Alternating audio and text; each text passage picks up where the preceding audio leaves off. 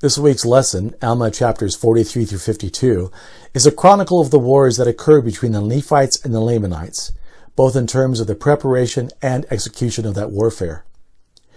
We'll read, among other things, about Captain Moroni turning his cloak into a literal title of liberty.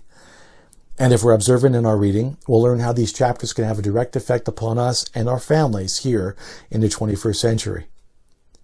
Now, the two parts of the Book of Mormon that some people may tend to skip over or at least glaze over, the first being the Isaiah passages in 2nd Nephi, and then these chapters in Alma. While Nephi and Jacob explain the whys of Isaiah in the Book of Mormon, Alma is silent in this regard. We have to seek out our own salvation in this respect. Remember, though, Nephi did remind us that we should liken all Scripture unto ourselves. In the January 1992 issue of the Ensign, Sister Kathleen McConkie, in an article titled Defending Against Evil, wrote about these chapters in Alma. She wrote in part, quote, "Why did Mormon include so much detail about the wars? With all the wonderful spiritual events that must have taken place, why would he use so much valuable space on the plates to record military intrigue and battle strategy?"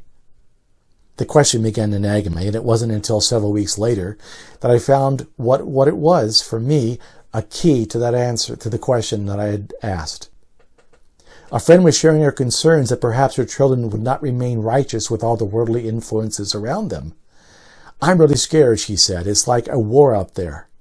As she spoke, my mind filled with the unlikely scene of her children lined up on the front lawn in fierce battle against the heavily armed forces of the adversary. Then it hit me. That was it. This was the war that applied to me. Not a war of swords and spears, but the eternal war for my soul and those of my family. Satan is waging an all-out war against truth and righteousness. His foes are everywhere, and we are involved in that war whether we like it or not. The danger is real. The stakes are high. All around us we see the battle casualties, their lives ruined and their souls scarred.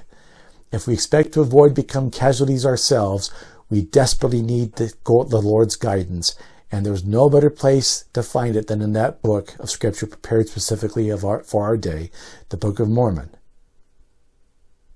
Now, with this new insight, I found more than 100 passages in the last 20 chapters of Alma alone that contain useful information about how Satan and his forces operate, or that describe inspired strategies for defending ourselves against evil.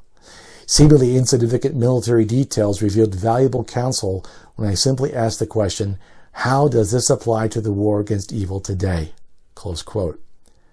Sister McConkie provides us with an excellent starting point with that question.